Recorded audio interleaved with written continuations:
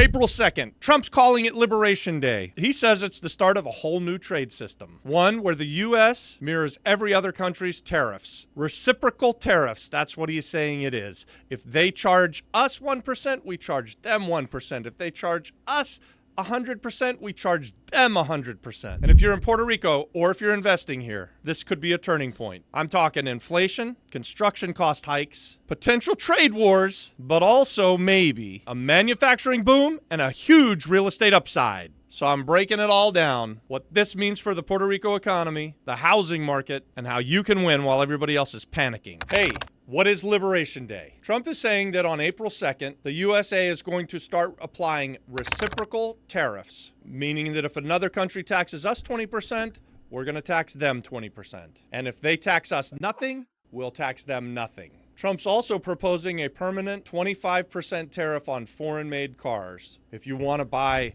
an American-made car, like a Ford, which is what you should be buying because we love America, then the prices don't have to go up. The whole plan is about reshaping global trade and bringing jobs back to the United States. Markets have already started to react. Global stock indexes have dropped. Goldman Sachs just raised the risk of a recession, and countries like Ireland are bracing for impact. But here's where it hits us. Puerto Rico doesn't just have a few imports. We import just about everything. So here's the risks to the island of Puerto Rico and what these tariffs could do to the economy. Inflation's going to hurt. There's no question about it. We just saw this happen a couple years ago during the big flu. Everything went up across the world, and especially on the island of Puerto Rico. Inflation's going to hurt again. It's going to hurt food. It's going to hurt fuel. It's going to hurt manufacturing. On the island of Puerto Rico, almost all of that stuff is imported right now. And these tariffs could raise prices, likely will. And if you're living on the island of Puerto Rico, you already pay more thanks to the Jones Act, which only allows U.S. ships to deliver goods to the island. And 90% of Puerto Rico's economy is built on small and medium-sized businesses. And everybody relies on imports because we're an island. And that's tools, equipment, packaging. Now they're going to be paying more for the same stuff. This pressure could cause layoffs, closures, and even price hikes. So you're going to see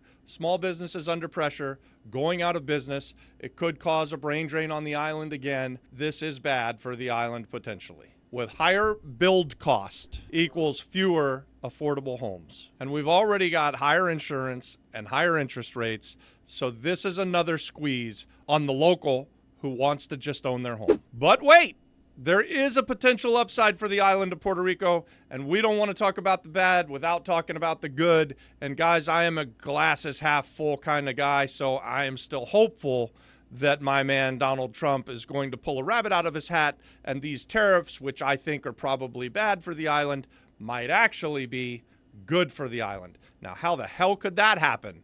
Let's talk about it. But before I jump into that, if you're worried about this kind of turmoil in the market and you're interested in real estate, the Flip Flop Flipper Apex community is for you. Come and learn with us, come and network with us, and ultimately, guys, let's do real estate investing together. The areas where the island could see some growth would be like manufacturing. So if the manufacturing can bounce back because these tariffs cause businesses to come back to the United States of America, and the island of Puerto Rico has been and still is heavily involved in the manufacturing sector, then we might see businesses come back to the island to take advantage of existing infrastructure. Plus, not to mention, Puerto Rico is just a jewel for businesses, and they do a very good job of creating opportunities for people to bring businesses here. So there are already other incentives for people to bring manufacturing jobs to the island.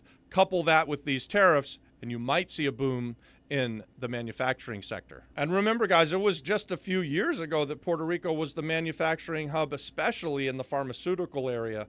And most of the big pharmaceutical companies still have a presence here on the island. So maybe they can turn the key and get things moving again, and we could be the drug capital of the world once again, which would be a great thing for the Puerto Rico economy. If the cost of importing drugs or tech or parts from Ireland or from China, if those costs go up, then maybe the U.S. companies could relocate back to the island of Puerto Rico. We already have great tax incentives that would incentivize these companies to come back to the island of Puerto Rico for these manufacturing jobs.